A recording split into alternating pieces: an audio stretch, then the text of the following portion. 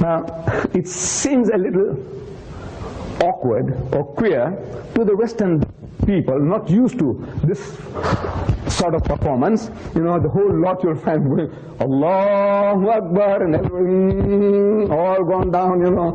This is, what is this? Putting the heads down and putting the bumps up. What a way to pray. Now this is the human mind. You can't help it. You can't help it because you haven't done it. You see? I said, you know, this is how all the prophets prayed. And when I say that, people get the shock of their lives. I said, this is how all the prophets prayed. You get the shock because you have been reading, but you didn't catch the message. You see, I might quote from the Old Testament. I'm quoting.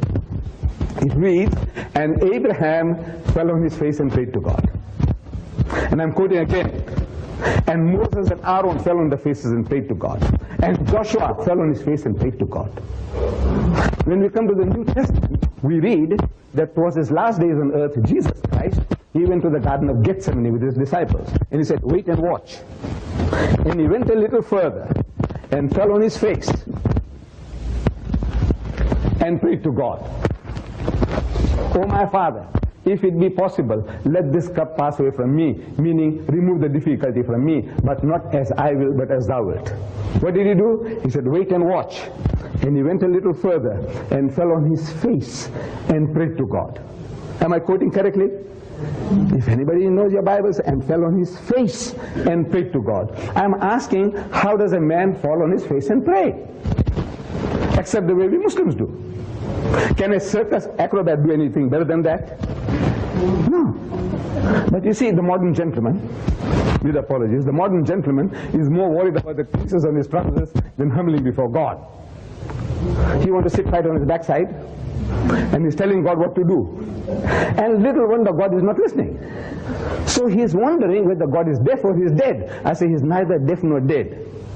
See, there is a means of approach that the spiritual physicians of mankind, Abraham, Moses, David, Jesus, Muhammad, they all set as an example which we should do well to follow. But of course we are better than they, aren't we? That's what you going to do that? You know, falling down like that. But this is what God Almighty, the prophets of God, they humble themselves before the Lord. Now skeptics might tell us, skeptics, you know, our materialistic friends, they say, look, does God need that? Is he hungry for that? I said, no, he doesn't need it. But I said, you need it. We need it. Psychologists, they tell us that our bodies are more directly under our control than our minds. If you can humble the body, you can humble the mind. That's what the psychologist says. You know, for example, let me give you an example, a very crude example. I want some 50 cents from you, 10 cents, 50 cents from you. So I come to you, you know, very humbly, you know, madam, you know, I'm hungry for 3 days, I haven't eaten. Please, if I can have 50 cents. You see, I might be putting up an act. And once you do that, you know, even genuine tears can come out of your eyes. I tell you, you know, if you try and, you know, put your heart and soul into, you know, I need that 50 cents from you. Please, you know, my children are hungry.